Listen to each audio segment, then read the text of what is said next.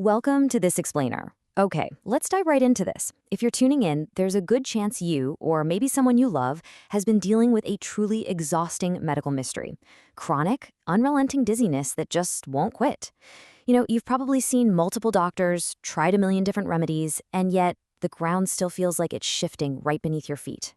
Today, we're going to dig into the clinical evidence together and see if we can uncover the hidden trigger behind this incredibly specific type of chronic dizziness. But to solve any good mystery, you've got to go back to the very beginning. So I want you to think back to the original scene of the crime, so to speak. What was the cause of your very first dizzy spell? I don't mean the daily dizziness you feel right now, but that first terrifying moment when the world just suddenly started spinning completely out of control. It's super common for patients to focus on the ongoing symptoms they're dealing with today, but honestly, missing that initial trigger, that's exactly why this condition remains a total mystery for so many people. And that brings us to the diagnosis right at the heart of our explainer today, PPPD, or persistent postural perceptual dizziness. Basically, PPPD is a long-lasting dizziness, but here's the absolute crucial part. It is always triggered by a major initial dizzy spell. After that first terrifying event, the dizziness is actually sustained by psychological anxiety and the fear of it happening again. Your brain effectively gets rewired to just stay on high alert 24/7. But while the ongoing PPPD is fueled by that fear, we're still left with a massive unanswered question. What exactly caused that terrifying initial dizzy spell in the first place? Section 1, the trigger of PPPD, investigating the root cause.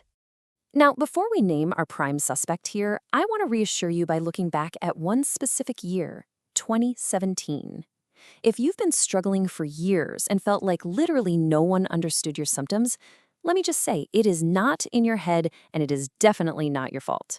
2017 was actually a massive turning point in medical science for those suffering from chronic dizziness. What's really fascinating is the stark contrast in the medical landscape before and after that year. Look at the pre-2017 era. Patients suffering from this kind of persistent dizziness were just constantly misdiagnosed. Doctors would label it an unknown cause, which left patients feeling completely hopeless and forcing a lot of people to just give up and live with the misery. But post-2017, well, that's when the medical community finally officially named conditions like PPPD and our prime suspect, which opened the door for the vast majority of patients to actually get appropriate, targeted treatment. Section 2, what is vestibular migraine? Meet the prime suspect. So a vestibular migraine is a very specific type of migraine where the primary symptom isn't actually pain, it's dizziness. These dizzy spells hit suddenly and can last anywhere from just a few minutes to several hours, or even days in really severe cases. But here is the trickiest part, and honestly, the reason doctors missed it for so long. Despite having the word migraine right there in the name, it's incredibly common for these attacks to happen entirely without a headache. It is a remarkably sneaky condition. Let's look a little closer at our suspect profile.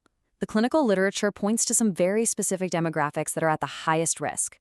Vestibular migraines overwhelmingly affect women, specifically those in their late 30s to 40s. Plus, the perfect storm for this condition includes having a personal history of regular migraines or really severe motion sickness in the past, combined with currently dealing with high stress levels and chronic sleep deprivation. Think about it for a second. Does your own experience match this profile? But how exactly does this culprit operate? Well, the triggers for a vestibular migraine are incredibly varied.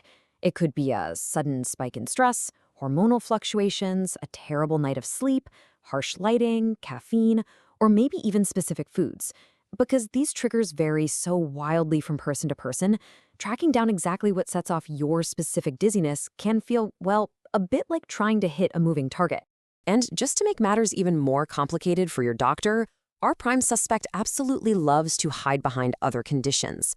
The literature notes that vestibular migraines frequently coexist with other inner ear disorders, stuff like Meniere's disease and BPPV. This messy overlap of symptoms is a huge reason why getting a clear, accurate diagnosis has historically been just so incredibly difficult. Now, this next point is a really crucial distinction. With a regular headache-type migraine, the pain often naturally improves or even fades away completely as a person gets older. Vestibular symptoms, though, they operate a bit differently. The dizziness associated with this condition actually tends to worsen with age. This severe progression can completely upend your daily life, making things like, driving a car, going to work, or taking a vacation feel absolutely impossible. Section 3. The migraines and PPPD connection, the missing link. All right, here is the smoking gun. The medical literature now explicitly states this. One of the most common triggers for PPPD is vestibular migraine. They are fundamentally linked. It's like the puzzle pieces are finally coming together for us here. Let's move to the next part and see how this builds step by step. Step 1. An intense attack of rotational dizziness from a vestibular migraine strikes. Literally, the room is violently spinning.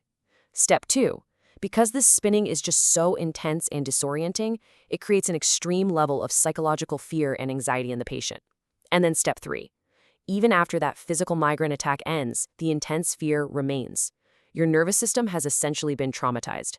And that ongoing, highly protective fear is exactly what triggers and sustains the chronic swaying and unsteadiness of PPPD. To reinforce just how incredibly strong this connection is, studies suggest that the vast majority of patients diagnosed with PPPD actually meet the clinical diagnostic criteria for migraines. And even those who don't meet the strict full criteria, they still exhibit clear, undeniable characteristics of migraines. The overlap is just massive. Basically, if you have PPPD, it is highly, highly likely that your underlying foundation is migraine-related. Section 4, a new approach to treatment, solving the puzzle. And this brilliantly illustrates the breakthrough in modern medical thinking. Say you identify that you have PPPD, but you only treat the PPPD itself, maybe through specific physical therapies or medications for anxiety. Well, the literature warns that you will likely see suboptimal improvement, and you're going to remain at a very high risk for relapse. Why? Because the original trigger is still right there. However, treating both the PPPD and the underlying vestibular migraine at the same time drastically improves the overall effectiveness and success of your treatment. The literature gives us a very clear, two-pronged attack to help you reclaim your life. First, you've got to treat the underlying vestibular migraine, and this is mostly just standard migraine treatment. By doing this, you prevent that initial, terrifying rotational dizziness from ever firing off. Second, you treat the PPPD to calm the nervous system, stop that chronic daily swaying, and prevent the condition from relapsing. You cut off the source, and you calm the aftershocks. It's a real game changer. So the crucial point I want to leave you with is this. Are you overlooking half of your dizziness treatment? If you've been battling chronic dizziness and you've only been focusing on that daily swaying sensation, it might just be time to have a serious conversation with your doctor about vestibular migraines. Bringing this dual treatment approach to your healthcare provider could literally be the key to finally solving your medical mystery. Thanks so much for joining me for this explainer, and I really hope this empowers you on your path to feeling totally stable again.